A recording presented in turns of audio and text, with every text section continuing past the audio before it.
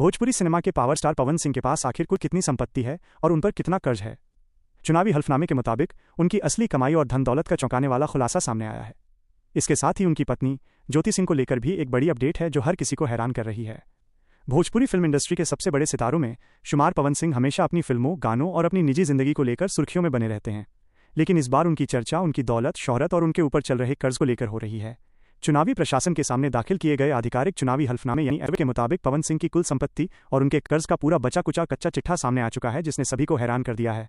इस सरकारी दस्तावेज और रिपोर्ट के अनुसार भोजपुरी के पावर स्टार पवन सिंह के पास कुल मिलाकर लगभग 20 करोड़ रुपए की संपत्ति है। जब कोई भी उम्मीदवार चुनाव या किसी बड़े आधिकारिक नामांकन के लिए जाता है तो उसे अपनी हर एक छोटी बड़ी कमाई और जायदाद का हिसाब सरकारी तौर पर देना पड़ता है। पवन सिंह के इस हल्फनामे के मुताबिक उनकी दौलत को 2 हिस्सों में बांटा गया है, जिसे चल और अचल संपत्ति कहा जाता है। अगर बात करें पवन सिंह की चल संपत्ति की, जिसमें गाड़ी, बाइक, बैंक बैलेंस, सोना चांदी, कैश और घर का कीमती फर्नीचर शामिल होता है, तो उनके पास कुल 6.5 करोड़ रुपए से अधिक की चल संपत्ति मौजूद है। उनके बैंक खातों में जमा राशि के साथ साथ उनकी महंगी और लग्जरी गाड़ियों की कीमत भी इसमें शामिल है। पवन सिंह को महंगी गाड़ियों का बेहद शौक है और उनके काफिले में एक से बढ़कर एक बेहतरीन गाड़ियां मौजूद हैं। वहीं दूसरी तरफ बात की जाए अचल संपत्ति की, जिसमें जमीन, खेती, मकान, आलीशान फ्लैट्स और कमर्शियल प्रॉपर्टी आती है, तो इस मामले में भी पावर स्टार काफी आगे हैं। उनके पास लगभग 13 करोड़ रुपए से ऊपर की अचल संपत्ति है। पवन सिंह ने फिल्मों और गानों से की गई कमाई को बड़े शहरों में इन्वेस्ट किया है।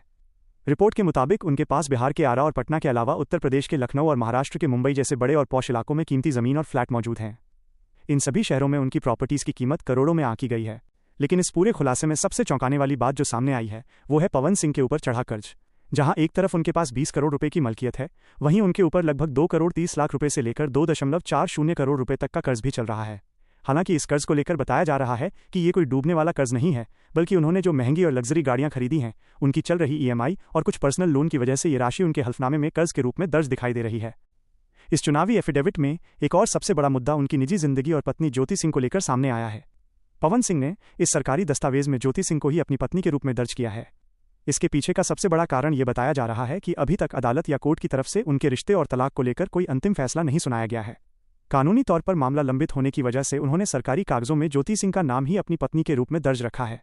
हालांकि जानकारों और इंडस्ट्री के लोगों का मानना है कि पवन सिंह की असली संपत्ति इस सरकारी आंकड़े से कहीं ज्यादा हो सकती है, क्योंकि अक्सर फिल्मी सितारे और बड़े कलाकार टैक्स और कानूनी नियमावली के चलते आधिकारिक कागजों में केवल वही संपत्ति दिखाते हैं जो पूरी तरह दर्ज होती है। उनकी असल कमाई स्टेज शोज, यूट्यूब रॉयल्टी और ब्रांड एंडोर्समेंट से होने वाली आमदनी इससे भी कहीं आगे हो सकती है। फिलहाल पवन सिंह की दौलत और उन पर चल रहे कर्ज की ये कहानी पूरे भोजपुरी कॉरिडोर में तेजी से चर्चा का विषय बनी हुई है।